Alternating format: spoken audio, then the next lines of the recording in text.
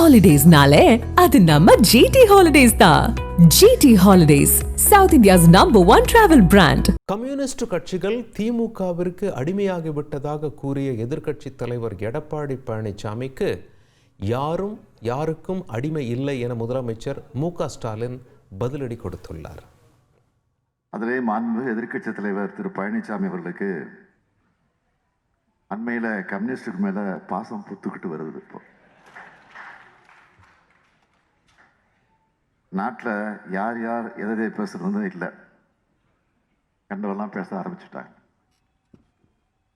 அடிமைத்தனத்தை பற்றி பழனிசாமி அவர்கள் பேசலாமா? அவருக்கு நான் சொல்லிக் கொள்வதெல்லாம் இங்கே யாரும் அடிமை இல்லை. மாண்புமிகு பழனிசாமி அவர்களே, நீங்க செய்தித்தாள் படிக்கிறீங்களான்னு எல்லோருக்கும் டவுட் இருக்கு. இப்போ இந்தியாவுக்கு 50 விழுக்காடு வரிய அமெரிக்கா பிறப்பித்துள்ளதும் இதே போன்ற செய்திதான். இதை ஒன்றியத்தை ஆளும் பாஜக அரசு கடுமையா எதிர்த்தாகணும்.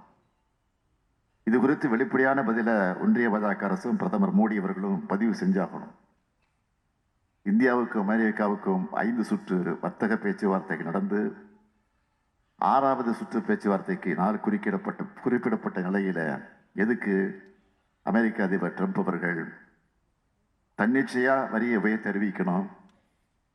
இந்தியா பாகிஸ்தான் போற நான் தான் நிறுத்துறேன்னு ட்ரம்ப் திரும்ப சொல்லிட்டு இருக்கிறார்.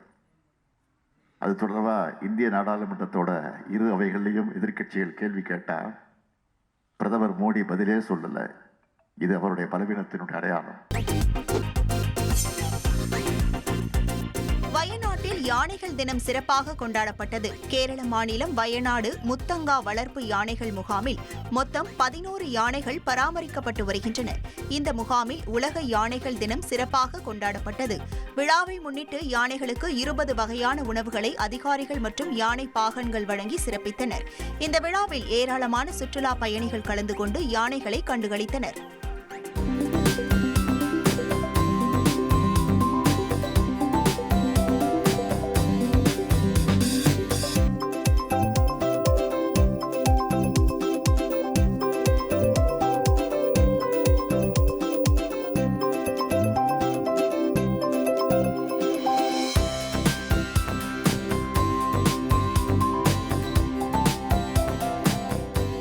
ஹாலிடேஸ்னாலே அது நம்ம ஜிடி ஹாலிடேஸ் தான்.